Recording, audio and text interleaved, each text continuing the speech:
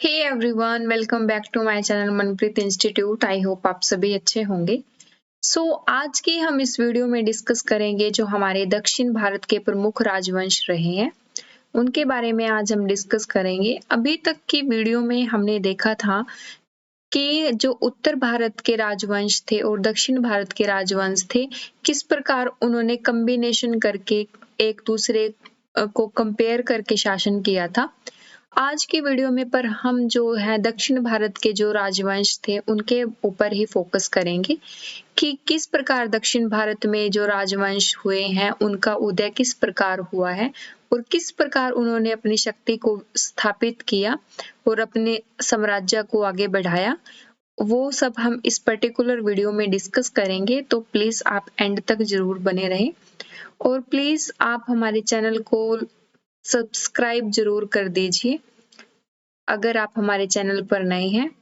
और यदि आपको इस पर्टिकुलर वीडियो का पीडीएफ चाहिए या किसी भी इंफॉर्मेशन से रिलेटेड आपको कुछ भी इंफॉर्मेशन चाहिए तो आप हमारा टेलीग्राम चैनल है जो उसे ज्वाइन कर सकते हैं, क्योंकि हम यहाँ पर एग्जाम से रिलेटेड, स्टडी से रिलेटेड सभी प्रकार की जो है इंफॉर्मेशन देते हैं और क्विज के क्वेश्चन भी हम यहाँ पे शेयर करते हैं ताकि आप रिवीजन करते रहें।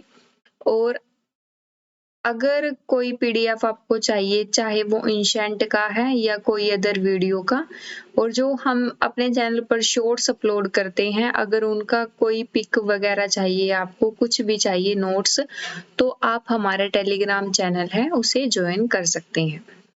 तो बढ़ते हैं आज की वीडियो में और डिस्कस करते हैं कि जो दक्षिण भारत में राजवंश रहे हैं वो किस प्रकार उनका उदय होता है और किस प्रकार वो पूरे दक्षिण भारत पर राज करते हैं। सबसे पहले हम इसमें देखते हैं पल्लव वंश। दक्षिण भारत का सबसे पहला वंश कौन सा रहता है हमारे पास? पल्लव वंश। पल्लव वंश का संस्थापक सिंह विष्णु, जो ये रहा 575 से लेकर 600 तक रहा। कौन रहा? सिंह विष्णु। किसका संस्थापक था? पल्लव वंश का। इसकी राजधानी कांची यानी कि तमिलनाडु के कांचीपुरम में थी। जो ये संस्थापक था इसने अपनी कहाँ बनाई थी राजधानी? कांची में, जो कहाँ पड़ता है? तमिलनाडु के कांचीपुरम में। वह वैष्णव धर्म का अनुयायी था। जो सिंह विष्णु था, जो पल्लव वंश का संस्थापक रहा, वो वैष्णव धर्म का अनुयायी था। कि राता जययुरम के लेखक भारवीर सिंह विष्णु के दरबार में रहते थे। देखिए, मैंने आपको पिछली वीडियो में भी बताया है कि जो शासन करता थे, जो शासन थे, जो राजा थे, उनके दरबार में कोई ना कोई कवि या लेखक या और फेमस पर्सनैलिटी रहते थे। तो आपको उनके बारे में ध्यान रखना है, क्योंकि यहाँ से एग्जाम में क्वेश्चन पूछ लिए जाते हैं कि किसके दरबार में कौन रहता था। आई होप यहाँ तक के फैक्ट आपको क्लियर है। नेक्स्ट बढ़ते हैं हम। जो मितविलास प्रसहन की रचना जो महेंद्र वर्मन ने की थी, ये रचनाएं, कविताएं और पुस्तकें एग्जाम में एक या दो क्वेश्चन इनमें से जरूर बनता है। स्पेशली वो कैंडिडेट, वो स्टूडेंट याद रखें जिन्होंने यूजीसी नेट है जो जिनका मेन एग्जाम, उसके लिए ये आपको ध्यान रखने हैं किसने कौन सी रचना लिखी, किसने कौन सी कविता लिखी, पुस्तक लिखी। आपको ये टिप्स पर होने चाहिए क्योंकि यहाँ से क्वेश्चन एग्जाम में बनते ही बनते हैं। महेंद्र वर्मन शुरू में ही जैन मितालंबी था, परंतु बाद में तमिल संत अप्पर के प्रभाव में आकर शैव बन गया। ये सबसे पहले किसका अनुयायी बना था? जैन धर्म का अनुयायी बना था। परंतु उसके बाद तमिल संत जो अप्पर थे, ये दक्षिण भारत के थे। ठीक है जी। तो इनके प्रभाव के कारण ये क्या बन जाते हैं? ये शैव धर्म के अनुयायी बन जाते हैं। महाबलीपुरम के एकाश्वर मंदिर, जिन्हें रथ कहा जाता है, का निर्माण पल्लव राजा नरसिंह वर्मन प्रथम के द्वारा कराया गया था। आपको ये याद रखना है कि जो महाबलीपुरम का जो मंदिर है उसका निर्माण किसने करवाया था? जो पल्लव राजा थे, नरसिंह वर्मन प्रथम के द्वारा कराया गया था। वातपीकोट व महामल्लम की उपाधि नरसिंह वर्मन प्रथम ने धारण करी थी। ठीक है जी, उपाधियां भी क्वेश्चन एग्जाम में पूछ लिए जाते हैं, आपको ये याद रखने हैं। देखिए, जो हमारा चैनल है मनप्रीत इंस्टीट्यूट, तो उस पर हमने जो शॉर्ट वीडियो डाली हुई हैं, जो शॉर्ट हमने डाले हुए हैं, वो सभी जैसे कि कोई उपाधि हो गई, किस शासनकाल का शासन किस वर्ष तक रहा, कब तक उसने शासन किया, इस प्रकार के महत्वपूर्ण फैक्ट हम शॉर्ट वीडियो में कंप्लीट कर देते हैं। तो आप उनको शॉर्ट्स को भी जरूर देखें ताकि आपकी वन लाइनर के फॉर्म में जो है आपकी प्रिपरेशन होती रहे, आपकी रिवीजन होती रहे। तो आप उनको भी फॉलो करें और बार बार आप उनको देखें, उनको स्टडी करें ताकि चीजें आपके ध्यान में रहे। ठीक है जी, आगे बढ़ते हैं हम। परमेश्वर वर्मन प्रथम शैव मितायनी था, मतलब ये भी किसका अनुयायी था? शैव धर्म का अनुयायी था। उसने लोकादित्य एक मल्लम रणजय अयंतकम उग्र दंड गुज भाजन आदि की उपाधियां धारण करी थी। देखिए, केवल एक व्यक्ति ने कितनी उपाधियां धारण कर रखी हैं, इनको याद करना बेहद मुश्किल हो जाता है, परंतु आपको अपना एग्जाम मद्देनजर रखते हुए इनको याद करना ही पड़ेगा, क्योंकि एग्जामिनर का कुछ नहीं पता होता है हमें कि कहाँ से क्वेश्चन डाल देता है। इसलिए हमें हर फैक्ट पर बात करनी होती है, चाहे वो इम्पोर्टेंट फैक्ट हो या नहीं हो, हमें हर चीज को पढ़ना पड़ता है। इसलिए आप इनकी उपाधि हैं जो उनको भी ध्यान में रखें। इसने मलालपुरम में गणेश मंदिर का निर्माण कराया था। देखिए, चाहे वो दक्षिण भारत के वो राजवंश हो, चाहे वो उत्तर भारत के राजवंश हो, सभी ने एक चीज पर बड़ा फोकस किया है, वो है मंदिर में, कला शैली पर बहुत फोकस किया है। इसलिए उन्होंने मंदिर अपने शासनकाल में मंदिरों का निर्माण अधिक से अधिक कराया है। परमेश्वर वर्मन प्रथम विद्या प्रेमी था, ठीक है जी, और उसने विद्यावनित की उपाधि भी धारण करी थी। अरबों के आक्रमण के समय पल्लवों का शासक नर सिंह वर्मन द्वितीय था। ये फैक्ट आपको याद रखना है कि जब भारत में अरबों का आक्रमण होता है तो उस समय जो पल्लव शासक था वो कौन था? नरसिंह वर्मन द्वितीय। आगे बढ़ते हैं हम। उसने राजा सिंह, मतलब कि राजाओं के सिंह, आगम प्रिय शास्त्रों का प्रेमी और शंकर भगत यानी शिव का उपासक की वो उपाधि धारण करी थी। ये उपाधियां जिस शासक ने भी धारण करी हैं, कितनी उपाधियां धारण करी हैं, ये सब मैंने शॉर्ट वीडियो में कंप्लीट किया है, तो आप वहां से जाकर उनको देख सकते हैं। सारे शासन लिखे हुए हैं, उनकी उपाधियां लिखी हुई हैं, आप इनको वहां से स्टडी कर सकते हैं। उसने कांची के कैलाश मंदिर का निर्माण कराया था। मोस्ट इम्पोर्टेंट फैक्ट यहाँ से निकल कर आता है, जिसे राजरेश्वर मंदिर भी कहा जाता है। किसने कराया था? राजा सिंह ने कराया था। तो उसने कैलाश मंदिर का निर्माण कराया था। इसी मंदिर के निर्माण में द्रविड़ स्थापत्य कला की शुरुआत हो जाती है। जो दक्षिण भारत में नागर शैली होती है, उसकी शुरुआत किस मंदिर के कारण होती है? कैलाश मंदिर के निर्माण के बाद इसकी शुरुआत हो जाती है, जो स्थापत्य कला का एक प्रमुख उदाहरण हमें दक्षिण भारत में देखने को मिलता है। कांची के कैलाश मंदिर में पल्लव राजाओं और रानियों के आदम कद की तस्वीरें लगी हुई हैं। ये भी फैक्ट आपको ध्यान रखना है। आगे बढ़ते हैं हम। कांची के मुक्तेश्वर मंदिर का तथा बुकेट पेरुमाल मंदिर का निर्माण भी नंदीवर्धन द्वितीय ने कराया था। सॉरी, मैं पिछली वीडियो में ये नरसिंह ने ही कराया था इसका निर्माण, कैलाशनाथ मंदिर का निर्माण। ठीक है जी, तो इसने निर्माण कराया था जी। आगे देखते हैं। प्रसिद्ध वैष्णव संत तरुमल्लंगई अलवार नंदीवर्धन द्वितीय के समकालीन थे। ये आपको ध्यान रखना है, कौन किसका समकालीन होता है। जो हमारा आगे आता है चोल शासक। इस वंश का संस्थापक विजयालय होता है, जो कब तक रहता है? 850 से 87 ईस्वी तक रहते हैं, जिसकी राजधानी तांजै या तंजौर या तंजावुर था। ठीक है जी। तंजावुर का वास्तुकार कुजेरमल्लम राजा राज पेरुचथन था। देखिए, दक्षिण भारत के नाम बड़े ही अजीब होते हैं, इनकी प्रोनाउंसिएशन करना बड़ा मुश्किल लगता है, तो आप इसको अच्छे से देख लेना। नेक्स्ट बढ़ते हैं हम। विजयालय ने नरकेसरी की उपाधि धारण करी थी और निशुंभ सुदेनी देवी मंदिर बनवाया था। किसने बनवाया था? विजयालय ने एक मंदिर बनवाया था। चोलों का स्वतंत्र राज्य आदित्य प्रथम ने स्थापित कराया था। फैक्ट वो इम्पोर्टेंट है, याद रखना है।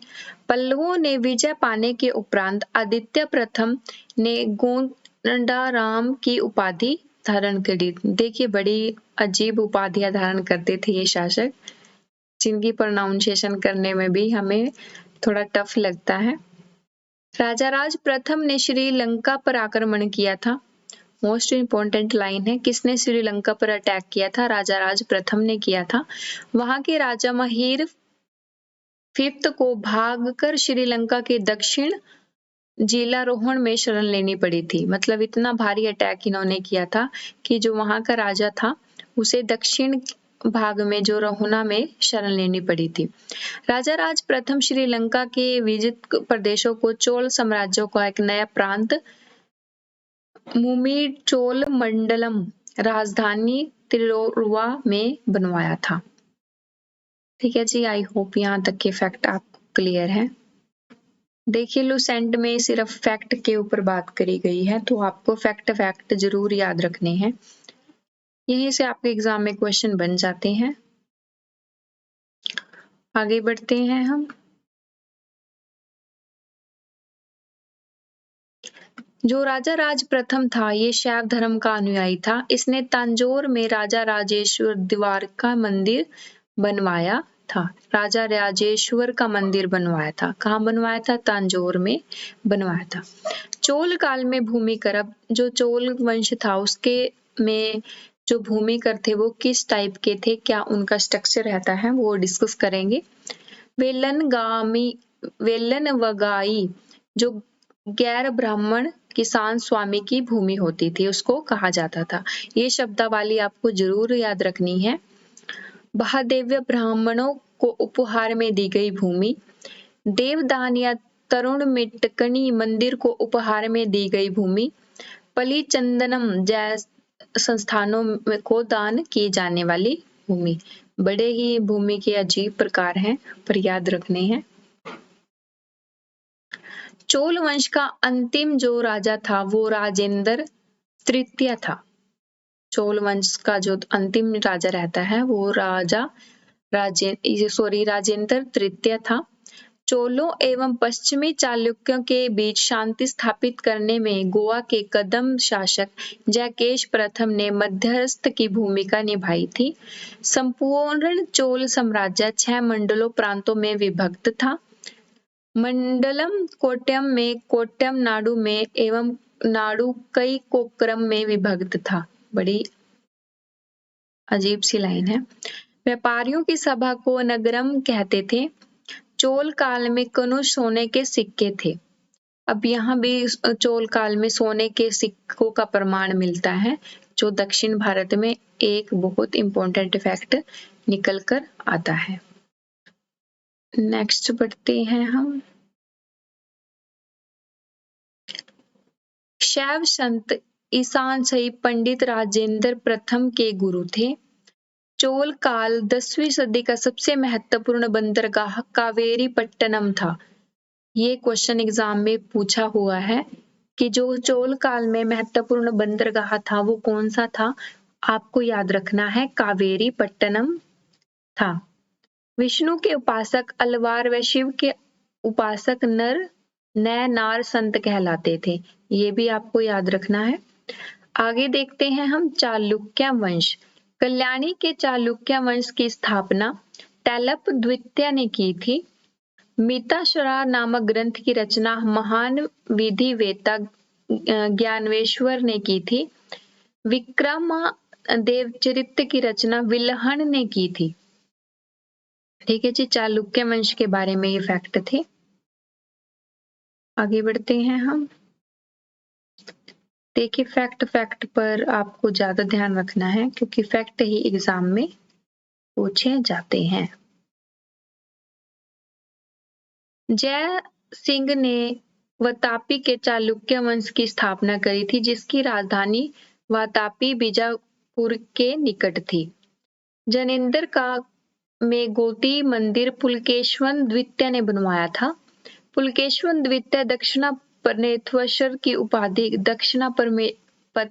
की उपाधि धारण करते हैं। जितने भी शासन रहे हैं, जिन्होंने भी शासन किया है, सभी ने एक से एक उपाधि धारण करी है। अलोह अभिलेख का संबंध पुलकेश्वर द्वितीय से है। वातापी का निर्माणकर्ता कीर्तिवर्मन को माना जाता है। मालवा को जीतने के बाद विनयादित्य ने संकोलरपथन नाम की उपाधि धारण करी थी।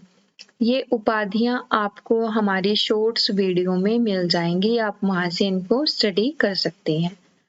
अहोल को मंदिरों का शहर भी कहा जाता है। मोस्ट इम्पोर्टेंट फैक्ट, बेगी के चालुक्य वंश का संस्थापक विष्णुवर्धन था, जिसकी राजधानी बेंगी जो कि आंध्र प्रदेश में थी। इस वंश के सबसे प्रतापी राजा विजयादित्य तृतीय था, जिसका सेनापति पंडरंग था। आगे बात कर लेते हैं राष्ट्रकूट के बारे में। राष्ट्रकूट राजवंश का संस्थापक दंती तुरग था, जो 752 ईस्वी में था। अलोरा के प्रसिद्ध कैलाश मंदिर का निर्माण कृष्ण प्रथम ने करवाया था।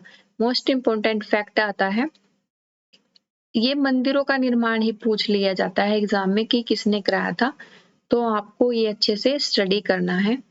इंद्र तृतीय के शासनकाल में अरबी निवासी अलम शूदी भारत आया था, जिसने तत्कालीन राष्ट्रकूटों शासकों को भारत का सर्वश्रेष्ठ शासक बताया था।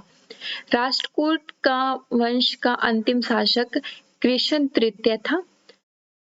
ठीक है जी, आगे बात करते हैं यादव वंश के बारे में। देवगिरी के यादव वंश की स्थापना भिल्लम पंचम ने की थी। इसकी राजधानी देवगिरी थी। ये छोटे छोटे वंश हैं, इनके बारे में लुसेंट में ज्यादा फैक्ट नहीं है, तो आपको याद रखनी है जितने भी फैक्ट हैं। अरहोसल वंश, द्वार समुद्र के होयसल वंश की स्थापना विष्णुवर्धन ने की थी। होयसल वंश यादव वंश की एक शाखा थी, मतलब ये जो यादव वंश हमने इससे पहले पढ़ा था, ये उसी की एक शाखा थी, उसी का एक पार्ट था। बेलूर ने चेन्ना के ये केशव मंदिर का निर्माण विष्णुवर्धन ने 1117 में किया था। होयसल वंश का अंतिम शासक वीर वल्लाल तृतीय था, जिसने मलिक काफूर को हराया था। ठीक है जी, आगे बढ़ते हैं। कदम्ब वंश, 2 वंश रह गए हैं आपके छोटे छोटे से। कदम्ब वंश की स्थापना मयूर शर्म ने की थी। कदम्ब वंश की राजधानी वनवासी थी। आगे वंश है गंग वंश। गंग वंश संस्थापक ब्रजहस्त पंचम था। अभिलेखों के अनुसार गंग वंश के प्रथम शासक कोंकणी वर्मा था। दत्तक सूत्र पर टीका लिखने वाला गंग शासक माधव प्रथम था। ये थे आपके दक्षिण भारत के छोटे छोटे राजवंश। इनका उदय किस प्रकार हुआ, किसने इनकी स्थापना करी, वो आपको ध्यान रखना है। ये थी आज की वीडियो। आई होप आपको वीडियो पसंद आई होगी। अगर आपकी कोई क्वेरी है, कोई सजेशन है, आप हमें कमेंट कर सकते हैं, और वीडियो को प्लीज लाइक करें, शेयर करें ज्यादा से ज्यादा। और इसके बाद आपकी एक क्लास रह जाएगी, फिर हमारी जो एंशिएंट हिस्ट्री है वो सारी कंप्लीट हो जाएगी। तो आप अच्छे से इसकी रिवीजन करें, बार बार वीडियो को देखें ताकि आपकी रिवीजन होती रहे और एग्जाम में आप अच्छा परफॉर्म कर सकें। और आप जो हमारी शॉर्ट वीडियो हैं उनको जरूर देखें, क्योंकि उसमें मैंने सारे जितने इम्पोर्टेंट फैक्ट होते हैं या इम्पोर्टेंट क्वेश्चन होते हैं प्रीवियस एग्जाम से रिलेटेड, वो मैं सारा शॉर्ट्स वीडियो में कंप्लीट करती हूँ ताकि स्टूडेंट को वन लाइनर की फॉर्म में कंटेंट मिले और वो अपनी तैयारी कम से कम समय में करें। और वीडियो आप इसलिए देखें कि आपकी एक अंडरस्टैंडिंग बन जाए उस टॉपिक के लिए, और वन लाइनर के लिए आपके शॉर्ट्स हैं तो आप वो देखें। तो थैंक्स फॉर वॉचिंग। जय हिंद।